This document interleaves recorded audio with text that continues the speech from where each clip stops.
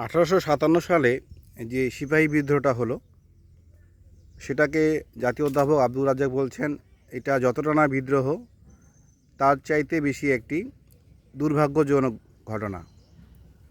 এই ঘটনার ফলে কি হলো, তিনি বলছেন যে শিক্ষিত জনগোষ্ঠীর মধ্যে একটি রাজনৈতিক উদ্দীপনা তৈরি হয়েছিল। এই ঘটনায় তার আকস্মিক পতন ঘটে, আকস্মিক সমাপ্তি ঘটে।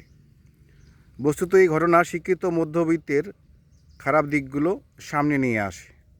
এরপরে কি হলো, মানে খুবই বাণী আকারে, এবার প্রতিটা বাক্য এমন বাণী আকারে যে এটা আসলে ভেঙে বলা খুব দুরূহ। আসলে শব্দচয়ন ছাড়া এগুলো বক্তব্যটা আসলে স্পষ্ট হয় না। তিনি বলছেন যে বিদ্রোহের ঘটনা প্রশাসনযন্ত্রের সাথে একদিকে প্রশাসনিক ব্যবস্থার, অন্যদিকে শিক্ষিত মধ্যবিত্ত শ্রেণীর জৈব সম্পর্ককে স্পষ্ট করে দেয়। শিক্ষিত শ্রেণী বিদ্রোহ পরবর্তী সময়ে আরেকবার নিজ সত্তায় চিহ্নায়নে নিমগ্ন হয়।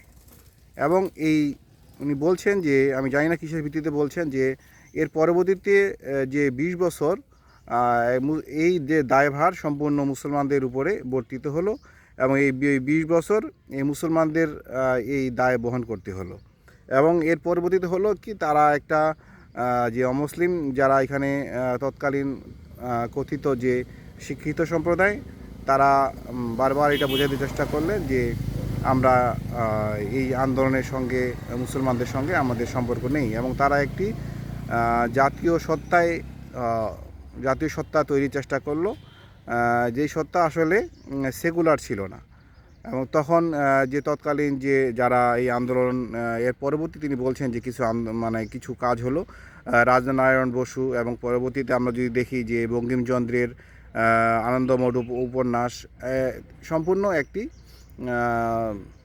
কলকাতা কেন্দ্রিক একটি জাতীয়তাবাদ তৈরি করা হলো, যেখানে আসলে মুসলিমরা সম্পূর্ণ অনুপস্থিত থাকলো।